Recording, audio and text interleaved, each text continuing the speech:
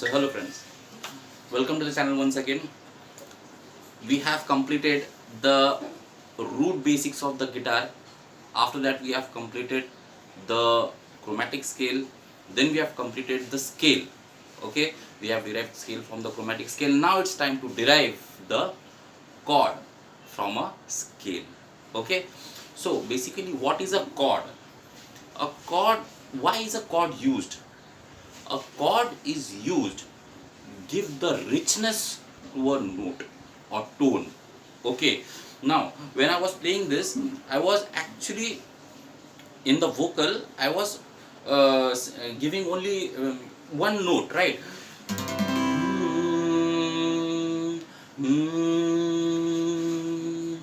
Right?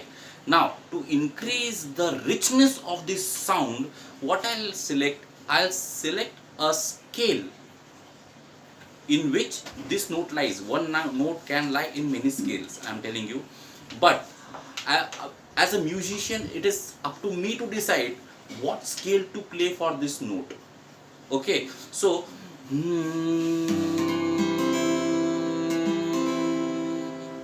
you see, you get that richness in the sound. Okay, so basically a chord is used to give richness to a tone. Okay, and one more thing is, you cannot play chord with all instruments. Chord can be played only with polyphonic instruments, not monophonic. Polyphonic, I mean, in which you can bring out many sounds in one shot, like guitar. Second example is harmonium, or instruments that follow harmonium, like keyboards and synthesizers. Okay, you cannot use a flute to create a chord. Yes, you can use 2-3 flutes to create a chord. Okay, but not a single flute. Now this is why chord is played, to give that richness to the sound.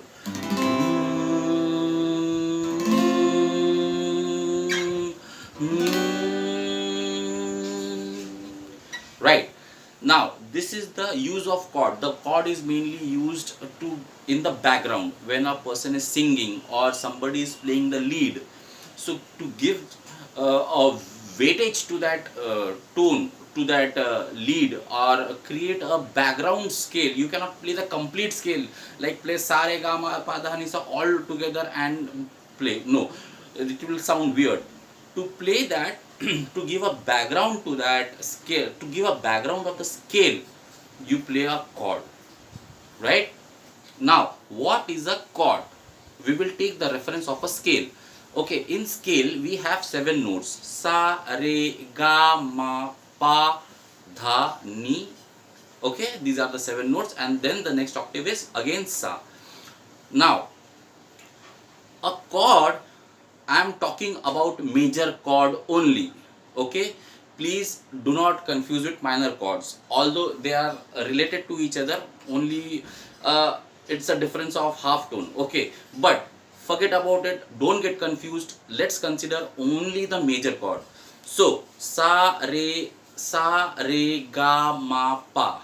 Okay, a chord is formed when you use the first sa, then third, that is ga, and the fifth note, that is pa. Sa, we don't want re. Ga, we don't want ma, and pa. So a chord is formed when you press the first perfect note, the third major note, and the fifth perfect note. So when you press these first, third and fifth, a chord is formed. You cannot just pick any random notes. I'll pick any random notes of a scale and I'll form. No. A major chord is formed using the first, third and the perfect fifth. Okay. A minor chord is formed by slightly moving this by half note down. That is called as minor third. Very simple.